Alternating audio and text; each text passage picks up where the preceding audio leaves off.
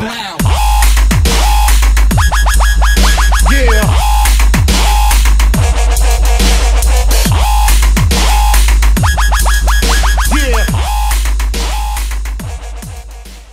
What's going on, everybody? It's TheNidien. I'm back again, and this is episode 1 of my Brink playthrough. I'm going to start out with the Resistance side campaign. This is mission 1, getting answers on the Resistance, like I just said. And what you have to do, for those of you who don't know, is defend the door and then stop the agent if they do happen to blow the door. In this current gameplay, I just strictly defend the door. I didn't want them to get through the door. I wanted to show you guys how to get through this and just crush them down quickly. If you do happen to be leveling up and you're like, man, this is going slow, a good way, like Massey, one of my subscribers, put in one of my previous videos, let them blow the door, and we're talking massive EXP for this mission, anywhere between 11 and 20k a mission. And you can level your character up very, very, very easily. So thanks to him for pointing that out. I have tried it a couple times, and actually 3 times. Once was 11k, once was 18k, and once was 19k. So it's pretty damn consistent. So thank him if you guys get a chance. If you're having a hard time leveling up and you use his method. Another thing I wanted to get to real quick. One of my subscribers was asking if I could give him a quick shout out here and have you guys add him on the PSN. He wants some guys to play with. His PS name is I'm a Zombie Killer 765. I'm gonna put it in the description so you guys can, if you guys want some extra people to play with. He's always looking for people to play with, pretty much anything. So yeah, I'm giving him a shout out like I told him I would, and if you guys want, hook up on with him and play some games with him. So there you go, I'm a Zombie Killer. There's your shout out. So, but here we go. Let's get back into the gameplay real quick. As here, you'll see I always come down this door and drop a mine right in front of it in my turret. That way I stop anybody from coming to that door. Now, as you come around here, you'll see there's actually 2 doors.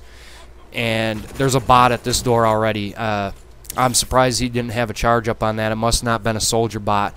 And that's another thing. I tried several times to get into a match against other people on this mission, and it just failed. I think I tried about 8 or 9 times last night, over and over and over again. Never did, so I just said screw it, and then just went on a rampage against bots. And yeah, they're not the brightest thing on the planet, like I'll reiterate 9.5 million times. Like I said, hopefully they do patch these guys and put a little smarts on them.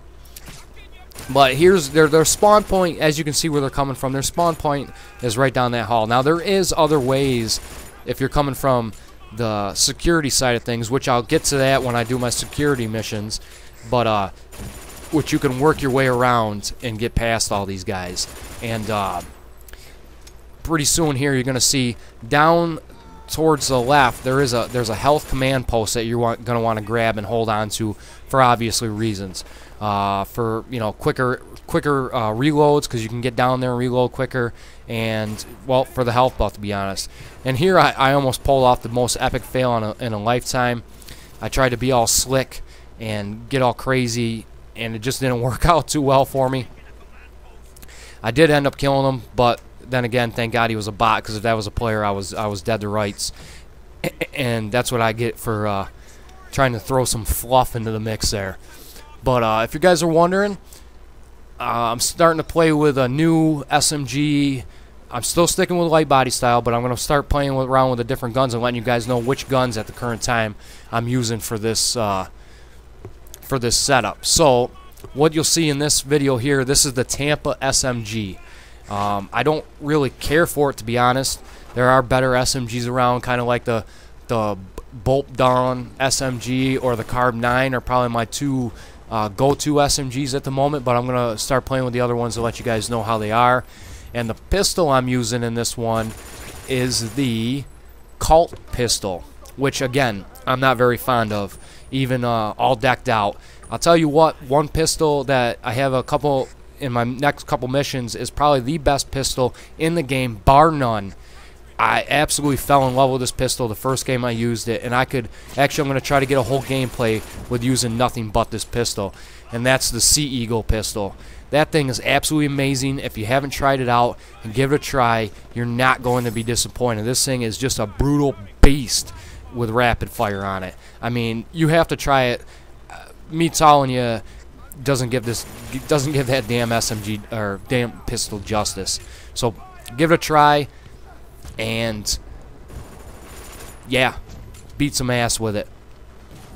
But this mission's pretty straightforward. You know, just defend the door, and if they do get the agents out, stop the agent. There are a ton of choke points, and that you can get up through and just stop the security for coming up. And again, when I get to the security side of things, you're going to see that because I have to escort the guy.